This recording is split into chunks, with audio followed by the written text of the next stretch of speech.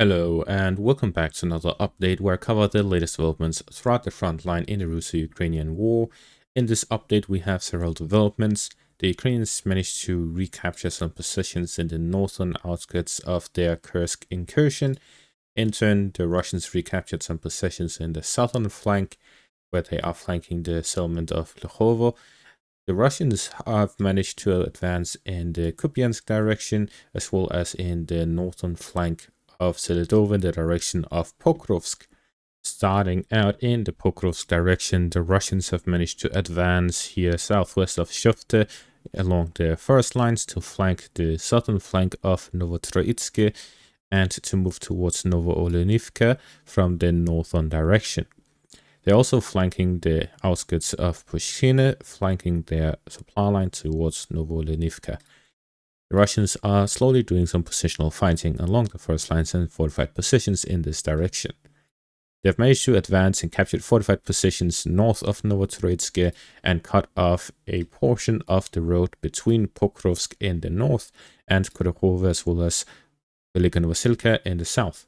Moving further north, there are some developments in the direction of Sinkove, where the Russians have managed to reach the bridge at the outskirts of the Oskil river line, following the capture of Krychliakivka, which indicates that they may be looking to cross over into Sinkovo here in the south of Kupiansk to establish a bridgehead. And this is a very interesting place to do so, as there is the bridge which they can make use of, or the surrounding area which they can make use of to establish supply points across. And at the same time, there is a decent amount of distance between the settlements beyond Sinkove. This means if they manage to gain control of it, there's a wide distance between the next settlement, which means that they can establish a bridgehead and establish supply lines across before launching offensive operations further on, as the Ukrainians would have to cover a large distance to recapture and re-enter the settlement. And it's also a large settlement which has a wide area in which the Russians can establish their points at. At the same time, the Russians can also establish supply lines in Krychliakivka and Kosynikivka. Therefore, there may be offensive operations on the western bank looking to gain control over the Vorishne and Kupiansk on the western bank of the Oskil river line, with the current foothold south of the Vorishne.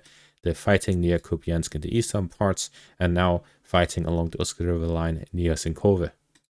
In the Kursk direction, there is some developments here where the Russians have managed to capture the southern parts of Lykhovo, following their push in the direction of the Sel river, where they've managed to capture the fortified positions and the river bank, to which they then flanked Lykhovo from the west, attempting to cut off the supplies of the Ukrainian forces both in the first patch in the eastern parts of the settlement and in the northern settlement itself, with the fortified position in the area.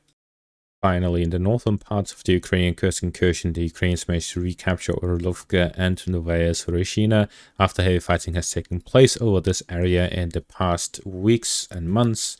The Russians attempting to recapture them managed to succeed and then push towards Malaya Luknia from the northern direction, following which the Ukrainians have now recaptured these positions, regaining control of them, and are pushing towards the settlement of Pokrovsk in the north.